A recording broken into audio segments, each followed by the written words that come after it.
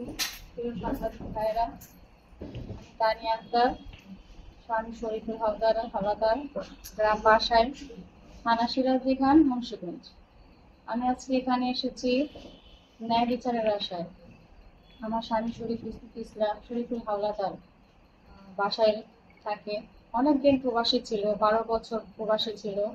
দেশে আসার পরে সে ক্ষুদ্র ব্যবসা শুরু করে, বিভিন্ন জায়গায় সিমেন্ট সাপ্লাই দেয়।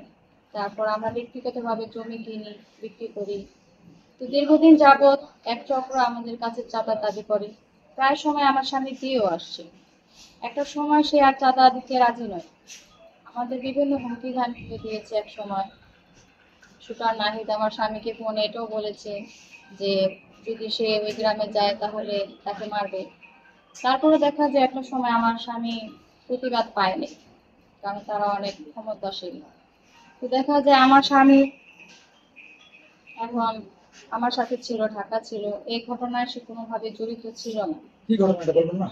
এই 6 তারিখের যে ঘটনাটা ছিল, মারামারির ঘটনাটা, ওই দিন আমরা পিজি হসপিটালে ছিলাম। আমার এই যে ফাইলটা, আমি হচ্ছে লুপাসের পেশেন্ট। আমি আমার স্বামী সকালে পিজি হসপিটালে চলে যাই। আপনারা যদি চান ওখানে সিসিটিভি ফুটেজ দেখতে পারবেন যে আমরা পিজি হসপিটালে ছিলাম, সি ব্লকে, ডি ব্লকে। ওখানে স্টাফদের জিজ্ঞেস করলেও পাবেন। ওখান থেকে আমার স্বামী বাসায় আসে। বাসায় আসার পরে ওনার মোবাইলটা সমস্যা ছিল, তো সমস্যা থাকার কারণে সে আব্দুল্লাহ মোবাইল সার্ভিসিং করতে যায়। আমার স্বামী জানেও না যে গ্রামে কি হয়েছে না হয়েছে। তো যখন বাসায় আসে তখন আমার কাছে কল আসে যে গ্রামে নাকি এরকম মারামারি হয়েছে। তো আমি আমার স্বামীকে জানাই। পরে আমরা রাতে জানতে পারি যে আমার স্বামীকে নাকি এই মামলায় ঢুকানো হয়েছে। তো বাদী নাকি মামলায় উল্লেখ করছে যে 2 নং, 3 নং, 1 নং ও 10 নং আসামি তার ছেলেকে কুবাইছে। তো আমার স্বামীর প্রমাণ আছে যে আমার স্বামী ওই মুহূর্তটাতে সে অন্য জায়গায় ছিল, সেটার সিসিটিভি ফুটেজ আপনারা দেখতে পাবেন। একটা মানুষ কিভাবে ওখান থেকে এসে তাকে মারতে পারে, এটা আপনারা যাচাই করবেন। আর এই মিথ্যা হয়রানিটা কেন করতেছে, আর কালকে যে সম্মেলনটা করছে, এখানে আমার স্বামীকে সন্ত্রাসী আখ্যায়িত দেওয়া হয়েছে। আমার স্বামীর নামে কোনো থানায় কোনো মামলা নাই, কোনো অভিযোগ নাই, কিছুই নেই। আপনারা নিজে দিয়ে এটা যোগাযোগ করতে পারেন ওসিদের সাথে বা থানার যে স্টাফদের সাথে, যে আমার স্বামীর নামে সাধারণ কোনো জিটিও করা হয়নি কখনো। তো এটা এই সন্ত্রাসী আখ্যাটা কেন দেওয়া হয়েছে তাহলে? আমরা এই ঘটনার পরে আর গ্রামে আসি নাই, কারণ আমরা জানতে পারি যে আমরা যদি বাড়িতে আসি আমরা যেন বাড়িঘর ভাঙচুর করা হবে, ক্ষয়ক্ষতি করা হবে। এই কারণে আমরা গ্রামে আসিনি। আর আমার স্বামী এখানে ছিলই না, নিরপরাধ। তাকে কেন জড়ানো হয়েছিল, এটা আমি বিচার দাবি করতেছি। আর এই মিথ্যা মামলা হয়রানি করানোর জন্য যে চেষ্টা করতেছে, এটার জন্য আমি আপনাদের কাছে দয়া করে অনুরোধ করছি, এটা যাচাই বাছাই করেন আপনারা।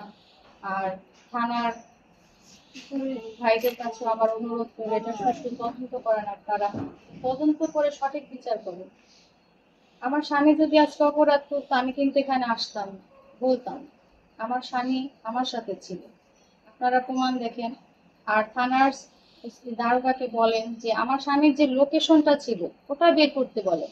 ওই লোকেশনটা বের করলে আপনারা জানতে পারবেন যে আমার স্বামী ওই গ্রামে ছিলই না, ওই সময়টাতে এই গ্রামেই ছিল না সে, আর এই ঘটনা সম্পর্কে কিছুই জানতো না সে। তো এটা একেবারে এটা পূর্ব শত্রুতা থেকে আমার স্বামীর নামটা দেওয়া হয়েছে হয়রানি করার জন্য।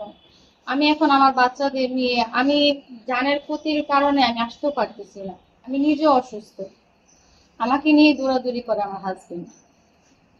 আপনার স্বামীর সাথে কি ধরনের শত্রুতা ছিল তাদের? এই যে বললাম না, আগে যে নাহিদ শুটার, উনি একবার ফোনে আমার স্বামী ফোনে উনি বলছিল যে ওনাকে যে আগে করে আমার স্বামী চাঁদা দিছে। আমার স্বামী ব্যবসা যখনই করতো, কোনো বাড়িতে যদি সিমেন্ট সাপ্লাই দিত বা জায়গা জমি যদি বিক্রি করতো, তখন ওনাদের চাঁদা দিতে হইতো। তো একটা সময় দেখা যায় আমার স্বামী চাঁদা দিতে রাজি হয়নি, তারপর থেকে দেখা যায় আমার স্বামীর সাথে শত্রুতা।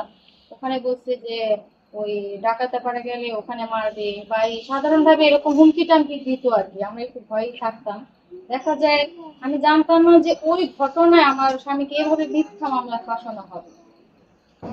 ওই কোনো ঘটনায় আমার স্বামী কোনো মারামারি কোনো কিছুতেই জড়িত না।